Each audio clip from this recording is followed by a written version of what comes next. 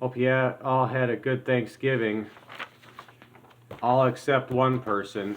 I was able to write Mackenzie on Thursday, and she wrote me back and said, it sucks what she's going through, but at least she was able to video chat her family and I guess she's made a couple of friends in that hole, but it's still pretty heartbreaking.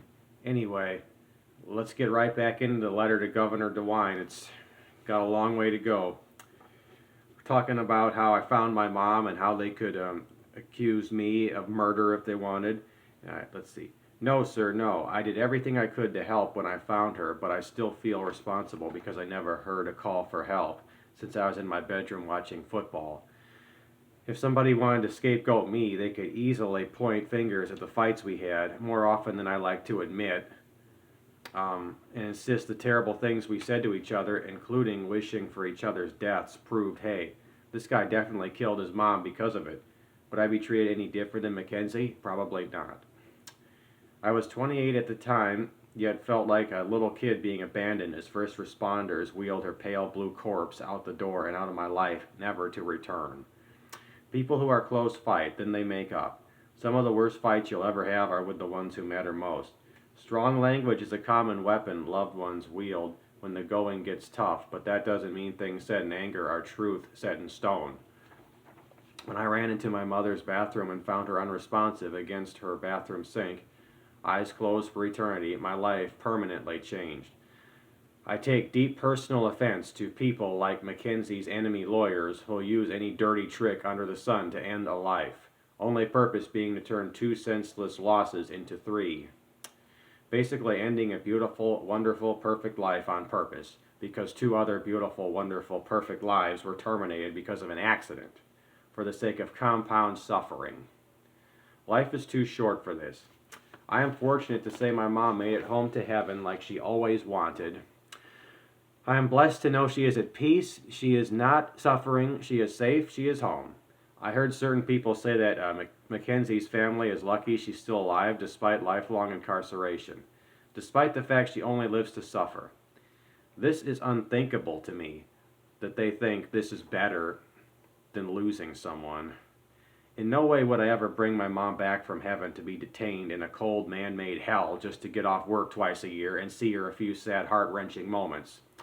Riddled with survivor's guilt, knowing I can leave when I want and she can't. I'd feel like a piece of rotting excrement knowing I had the freedom to leave or to live where I want, use the bathroom in private, use the internet, wear nice clothes that complement my humanity, and write books and poems to change the world when all she had was pointless, endless, needless suffering. No innocent human being should have to live like this. She needs the love of her mother and family. Yes, I can hear the argument against it, but revenge killing an innocent child doesn't help anyone. Though I'll never see my mom again in this life, at least I know she is forever at peace, and maybe someday I will see her in heaven. No matter what so-called facts Timmy Troop and Mikey O'Malley twist to terminate this young girl's future, their smears are only smears.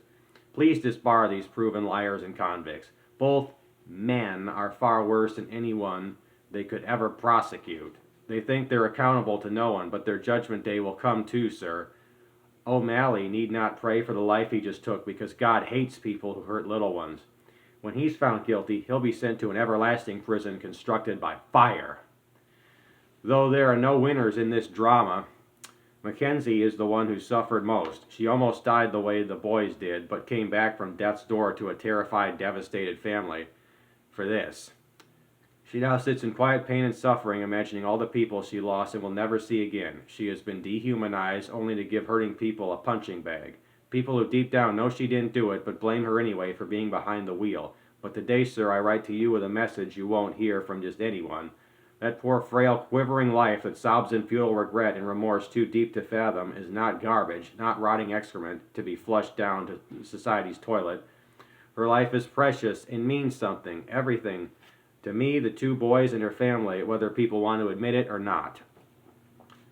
Mackenzie is not a voodoo doll for society to thrust pins into. She isn't a wounded animal for all to kick and relieve themselves on as she cries to hostile darkness and a multitude of deaf ears laughing at the wasted innocence writhing before them in agony. Mackenzie is a human, a real live human being with a heart, a soul, and feelings, all three of which are in millions of pieces like dust in a hurricane.